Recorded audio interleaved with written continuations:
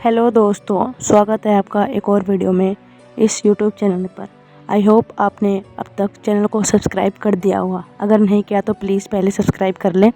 ऐसे ही आपको अलग अलग तरह की वीडियोस देखने को मिलेंगी। तो आज का हमारा जो विषय है, हम इस बात पर बात करने वाले हैं। जैसा कि कई लोगों के मन में यह डाउट होगा कि कौन महाभारत में सबसे अधिक बलशाली था, कर्ण या फिर अर्जुन। तो इसके बारे में हम विस्तार से इस वीडियो के माध्यम से जानने वाले हैं। तो यह बात जानने के लिए कृपया वीडियो के अंत तक बने रहें।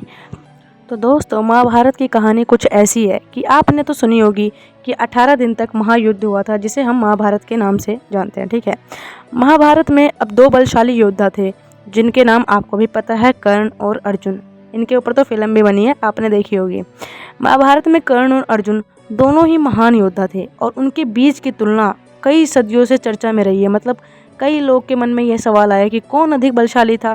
ठीक है, दोनों के पास अद्वितीय क्षमताएं थी, मतलब असीमित क्षमताएं थी, दिव्य अस्त्र शस्त्र थे और अप्रतिम कौशल था। लेकिन ये कहना कि कौन शक्तिशाली है, यह मतलब कंडीशन पे, मतलब उस समय कैसी स्थिति थी उसके ऊपर निर्भर करता है कि कौन किस समय पर क्या फैसले लेता है, कैसे एक्शन लेता है। ठीक है, तो आज हम बात करेंगे, पहले कर्ण की विशेषताओं पर गौर करते हैं कि कर्ण के अंदर क्या क्या विशेषताएं थी। सबसे पहले था, उनके पास था दिव्य कवच कुंडल। जन्म के समय ही सूर्य देव ने कर्ण को कवच और कुंडल प्रदान किए थे, जो उन्हें अमर होने का वरदान प्रदान करते हैं। हालांकि उसने ये कवच और कुंडल जो थे इंद्र को दान कर दिए थे। ठीक है, जिससे उसकी सुरक्षा कम हो गई थी। दूसरा यह था कि वह क्या था, धनुर्विद्या में माहिर थे, मतलब धनुष चलाना उन्हें बहुत अच्छे से आता था। कर्ण ने परशुराम से धनुर्विद्या और दिव्यास्त्रों की शिक्षा ली थी। उनकी प्रतिभा अर्जुन के बराबर या उससे भी श्रेष्ठ मानी जाती है। दूसरा क्या था, आत्मसम्मान। कर्ण ने कठिन परिस्थितियों में भी अपने आत्मसम्मान को बनाए रखा। उसने कौरवों का साथ दिया क्योंकि वे उसे सम्मान देते थे, भले ही यह धर्म के खिलाफ था। चौथा यह है कि दिव्यास्त्रों का ज्ञान। अब कर्ण के साथ साथ अर्जुन को भी दिव्यास्त्रों का ज्ञान था। कर्ण के पास सूर्य और नागास्त्र जैसे शक्तिशाली दिव्यास्त्र थे, जो उसे तपो और अपने बल के कारण मिले थे, जिससे वह किसी को भी योद्धा को पराजित कर सकता था। यह थी दोस्तों कर्ण की विशेषताएं। अब हम बात करेंगे अर्जुन के अंदर क्या क्या खासियत थी। सबसे पहले तो यही खासियत थी कि श्री कृष्ण जो उनके साथ थे, उनके साथ श्री कृष्ण का मार्गदर्शन था।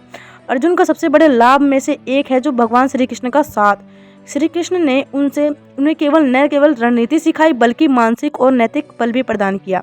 दूसरा यह है कि जो अर्जुन थे वह दिव्यास्त्रों के स्वामी थे। उनके पास भी बहुत सारे अस्त्र और शस्त्र थे। अर्जुन ने भी गुरु द्रोणाचार्य और इंद्र से दिव्यास्त्रों का ज्ञान प्राप्त किया। उनके पास पशुपास्त्र, ब्रह्मास्त्र और इंद्र से प्राप्त वज्र अस्त्र थे। तीसरा यह है कि वह धर्म का पालन करते थे। अर्जुन हमेशा धर्म और न्याय के पक्ष में खड़े रहा और इसी नैतिक आधार से उसे मानसिक बल और विजय प्राप्त करने में उसे सहायता मिली। चौथा यह कि अत्यधिक अनुशासन में जो अर्जुन थे वो अनुशासन और नियम और कानून का पालन करते थे। अर्जुन ने कठोर साधना और अभ्यास के माध्यम से अपने कौशल को अद्वितीय, मतलब जो जिसे कोई भी ना हरा सके, ऐसा बनाया था। उनका ध्यान और धैर्य उनकी सफलता की कुंजी थी। मतलब जिस तरीके से वो अपना ध्यान केंद्रित करते थे किसी भी चीज़ को सीखने के लिए, और किसी भी चीज़ को सीखने के लिए, पाने के लिए वो धैर्य रखते थे, संयम रखते थे, यही उनकी सफलता का कारण था।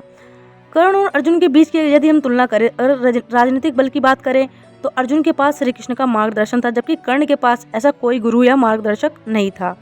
धार्मिक और नैतिक बल की बात करें हम यदि, तो अर्जुन ने धर्म का साथ दिया, जबकि कर्ण ने मित्रता और वचन का पालन करते हुए अधर्मियों का साथ दिया, अर्थात उन्होंने दोस्ती निभाई। यह अंतर उनकी मानसिक स्थिरता और निर्णयों में स्पष्ट होता है। तीसरा देखा जाए तो कुरुक्षेत्र युद्ध में कर्ण और अर्जुन का अंतिम सामना हुआ था। मतलब लास्ट में कर्ण और अर्जुन ही आमने सामने थे। कर्ण और अर्जुन को पराजित करने की, कर्ण ने जो थे अर्जुन को पराजित मतलब उन्हें हराने की हर एक संभव कोशिश की थी, लेकिन कर्ण का रथ धस जाना, उसका श्राप और कृष्ण की रणनीति के अंदर अर्जुन को विजयी बना दिया। जैसे कि आपको पता है कि श्री कृष्ण उनके साथ थे, जो उनका मार्गदर्शन कर रहे थे। अगर शारीरिक और युद्ध कौशल की बात करें तो कर्ण और अर्जुन लगभग समान अंतर के थे, लेकिन अर्जुन को श्री कृष्ण का मार्गदर्शन, धर्म का पालन, सही परिस्थिति मिली, जिससे उन्होंने अधिक शक्तिशाली उन्हें बना दिया। ठीक है, इसलिए अर्जुन को अतः अधिक शक्तिशाली माना जाता है। लेकिन कर्ण के बलिदान, निष्ठा, कौशल को भी कमांतर हम इसको आंक नहीं सकते हैं कि ये कम है ये ज़्यादा है। उन्होंने भी दोस्ती निभाई, उनके अंदर भी बल और पराक्रम था, परंतु वह अपनी दोस्ती निभाने के चक्कर में गलत का साथ दे बैठे, जबकि अर्जुन धर्म के लिए लड़े। तो इसीलिए हम ये कह सकते हैं कि अर्जुन इन सब चीज़ों में ज़्यादा शक्तिशाली और अत्यधिक आगे थे कर्ण से।